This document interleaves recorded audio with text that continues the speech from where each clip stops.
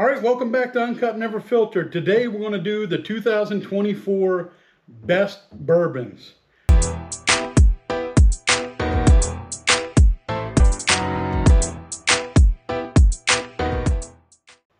We've nominated the 4 best bourbons that we've had this year. I have nominated the Coy Hill. I nominated Abraham Bowman. Greg's not with us today. He's getting over the flu with the family. He got caught kissing Mrs. Santa Claus last week. He nominated Russell's Reserve 15. And I nominate Blanton's Straight from the Barrel.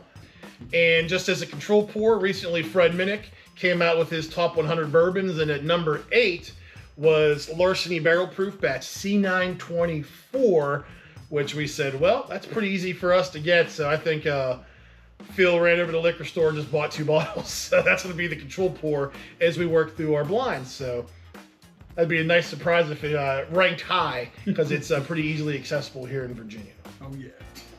All right, so how this is going to work is, as you see, we have 5 cups each. Blind, we have no idea what the pours were. All right, so how it's going to work, we're going to drink from left to right.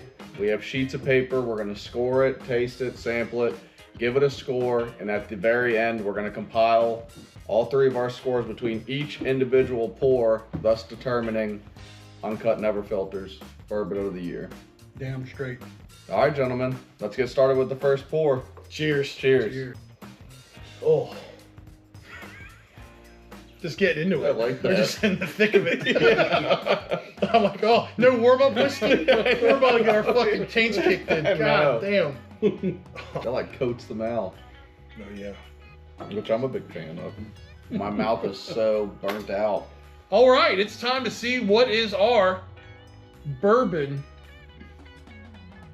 of the year. Of the year between the boys. Oh, yeah. I picked Class A as my bourbon of the year with an overall score of 8.6.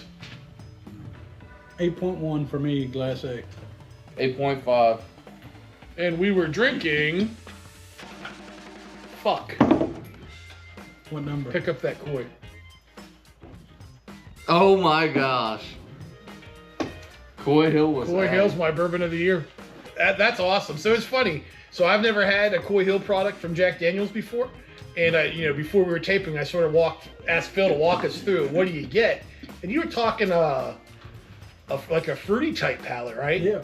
And I was just getting, a specific sweet oak. I was almost getting like a Snickers bar on the palate. It was delicious. And I associate that with Heaven Hill, so I thought that was the Larceny, right? I'm like, oh man, I really fucked this up.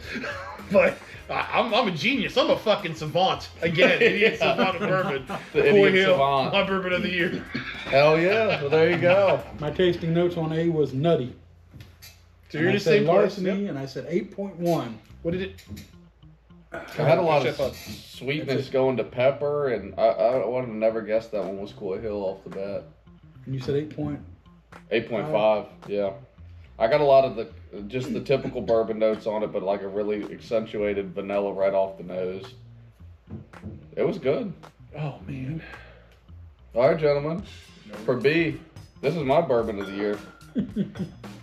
What'd you give it then? At 8.9. 8.9. It was fruity. 8.9. Fruity. I had the jam. I did have grape on it as well. I I got put the that on grape. my notes here. Very viscous. I love how it coated the mouth, and it was very sweet. It was smooth. And it What'd you seemed, give it, Tim? it seemed lighter proof than the one before it and the one after it. Yeah. So we look good in one bottle guess, and we look horrible in another one. I gave it a score of 8.0. Damn, was that your lowest? That was my lowest one, yeah. So we say like, oh, 8.0. That's my lowest one. So from the worst to first, it's just 0.6 points off of it. Does that be? No. The Russell's 15. Russell's Reserve. That's what I guess. Yay! That one. So on this one, I was getting a grape nose, which I associate with this.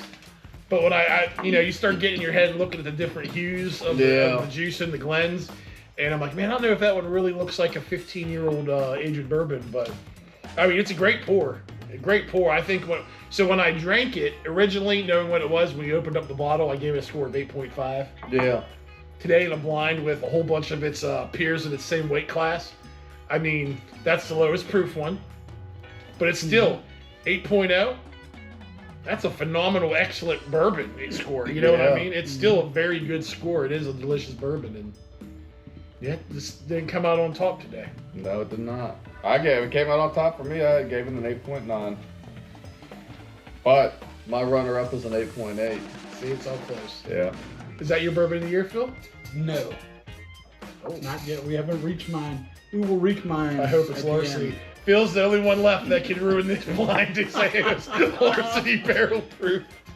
That'd be phenomenal. All right, C. Moving into glass C, I got caramel bomb. Caramel bomb on the nose, cherry on the palate. Really? I got a lot of like baking spices, bread, almost like maybe even a little honey. It's very sweet on the nose into the palate for me. I gave this one an 8.7. I actually really liked it. It was kind of different from the rest that were in there. A lot lighter, I felt like. Yeah. It was very good. And you gravitate towards them too. Like, you know, I know you're a fan of the Heaven Hill Bernheim barrel proof. Exactly. That's sort of the nose that you get off it. Yep. This nose is similar to that. Probably drinking Larceny. No. What'd you give it, Phil? I thought it was higher proof than the one before it, and it was rich. It was hard to really pull out any it was hard to pull out any smells or tastes on the palate different from the other ones, because the other ones were really strong. Yeah. You pull off the flavors a whole lot easier. I thought it was maybe Blanton's straight from the barrel, and I gave it an 8.7. I gave it an 8.25. I thoroughly enjoyed the palate. Gave it a higher score, but the nose is sort of, it's a light nose. It's very light. You talked about bread. You talk about the honey, the pepper a little bit. I get all that. That's very accurate portrayal. The first time I worked through it, I call it a real thick caramel. But that sort of went to the wayside after working through this for about 20 minutes, right? So yeah, 8.25, very good, exceptional bourbon. And we were drinking. It's the Larceny. Is it? Yeah. Yeah. All right. Yeah. Fuck. So I picked Larceny over Russell's Reserve 15 today. Perfect. Looking like Hey, going genius. going down the steps, he said, I hope we'll pick Larceny and just stop our bottle hunting. That's what I said. That's what I said. I'm done. That's $250 for the Russell's 15. 68 out the door. Yeah. So there's good bourbons to be had, and that's what I like about this, right? When it's a blind, doesn't matter what the name is, doesn't matter what the hype is, Yeah. doesn't matter what the experts say is the bourbon of the year. Yeah, It's your palate. It's your palate. That shows you, it is a limited release, but I mean, you could almost always find this on the shelves. Yep. This will probably be on the shelves for the next 3 to 4 months, right? Fred Minnick put it in his top 10. I think it came in at number 8 of overall whiskeys of the year, bourbons of the year. It's a great pour. Yeah. It was a very good pour. I like it. All right, number D.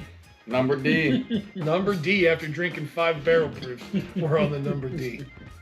I actually nailed this one now that we know what it is. So you're very confident in your knowledge of the D. Of the D. I'm a big fan of the D. I know a lot about it. How'd the D taste? But I put on here cherry, oak. I mean, it was cherry bomb for me all day. Yep. And I ended up giving it actually the lowest score, I think, was just because I kind of, it seemed like a very basic nose and basic palate after drinking so many different bourbons, swapping back and forth. It didn't really like jump out to me a lot. I gave it an 8.4 though, which is not bad by any means, but the lowest on the terms of what was scored here today. Yeah, I gave it a score of 8.3, so we're in the same ballpark right there. I mean, the nose and the palate are both very good, but when you compare them to some of the rest, they sort of got overshown. But. Yeah. What'd you give it, Phil? Disagree with y'all. I thought it was fruity, nice, jammy, and it was higher proof, and it was viscous enough. I gave it a 9.0. A 9.0. Is that the bourbon of the year for you? No, it's not. Man, you're getting. So that's one of the best bourbons you've ever tasted. It's one of the best bourbons I've ever tasted, and it's not the best this year. Damn it. So what do you think of that? We were drinking today. Blanton straight from the barrel. Now this isn't an annual type release. It's just a normal dump, but just a lot more limited and harder to get. I actually acquired this bottle recently last week in St. Martin. So that's a damn shame. I gotta get my ass. I gotta drive 800 miles to Florida, get my big ass on a cruise boat, and then sail 3 days for an 8.3. No, to get this, right? This was only marked up, I think, $30 more than MSRP, which is way cheaper you get here on the secondary market. Very good pour, very good price. Yeah, it's great. The issue is it's lined up against a lot of heavyweights too, where it's, At a score of 8.3, I rated it a phenomenal bourbon. So. Yeah, all day. All right, gentlemen. Number E. We know what it is now. This was my second highest score at an 8.8. My highest at a 9.2. Right off the bat on the nose, I did get the fruity and the sweetness coming through. It was very, very good. Very, very smooth. It was a close contender between mine was the Russells, but also maybe a little difficult too with all the different bourbons in between. As I went fucking point A to E, as you could see the different levels of drinking that happened with the Verizon cell towers. It's like a keyboard. Yeah. A xylophone, I mean. But that was fantastic. Yeah, so this was my runner-up, the Bourbon of the Year. Yeah. Only lost by 0.1 points. I got confused. I thought this was the Russell's 15. Very old. This looks like a 15-year-old bourbon on the palate. This looks like the oldest bourbon in the lineup. I could get a cherry, or I could even argue a grape Pez on the nose. And when I smelled the grape, I started to get a little bit of grape. That's where I went. Absolutely. Yeah, I wrote cherry on mine as well on the nose. A lot less oaky than I remember when I tried it the first time. So I was thinking oak age series. This has to be it, because it was really oaky when we first tried it, but maybe a little bit of airtime and the influence of the other pours in the blind got it there. But phenomenal taste. It tied for the best tasting score I gave it, and really what got it was the nose. Yeah, great nose. But yeah, runner up by 0.1. I had no idea that I wasn't going to be able to pick the Abraham Bowman. And then after we pick it, and after we say it's Abraham Bowman, it's the last one he, you can smell it, you can taste it. Yeah, it's so ridiculous. But that's why we do blinds. We got a non-biased. Yep. Mm-hmm. Now, reflection. Go ahead. If we were to add it up between the group, what would win? All right. So as we lined up, we did the math. It was hard. Our brains hurt. Yep. Sweating. Micro chubs. Swing, swing, tempo. We've ranked from first to worst. Only, I think, 1.2 points of total score between them. Yeah. Phil, what came in first place? Actually, we're going to start last place. We don't want to give it away. We don't want you to shut off and ruin our YouTube analytics, you silly bastards. In last place in my Bourbon of the Year, Coy Hill. It's the first time I've had a Coy Hill product. Phil was able to acquire these. Again, special release, single barrel, 126.7 proof. I really, really liked it. I enjoyed this pour. I think the nose and the taste on the palate, both high ranking for me. Very good pour in. Be hunting a bottle of that one, boys. Yeah. Next up, we had Larceny. Here at Larceny, 125.1. This is batch C924. Yep. Hey, this was a great pour too. I mean, it came in second to last on just the cumulative points, like we talked about, by a couple 0.05 points between this and third place. Right. So this is a great pour, a lot more available than some of the rest of them. Absolutely. Definitely go out and get it if you come across it. All right, number 3 was the Blanton's straight from the barrel. Here it is. delicious. It was 130.6 proof. It was dumped on the March 24th, 2020, so it was a while ago. All right. Damn. Really tasty, really enjoyable, very fruity. Good notes. Just like you, brother. That's right. I'm not going to call you Blanton's. Sweet and fruity. Sweet and fruity. Somebody put a flannel on that bottle of Blanton's right there. Hey guys. All right, second place. And a lot of people's bourbon of the year. This was probably my bourbon of the year for a long time. Yep. When you just sample it knowing what you're drinking. You know, the blind had a different story to tell today, but Russell's Reserve 15. Delicious. Great notes. You taste every bit of that 15 years of barrel lifetime in there. Delicious, delicious pour. Yep. That was my bourbon of the year. And this blonde.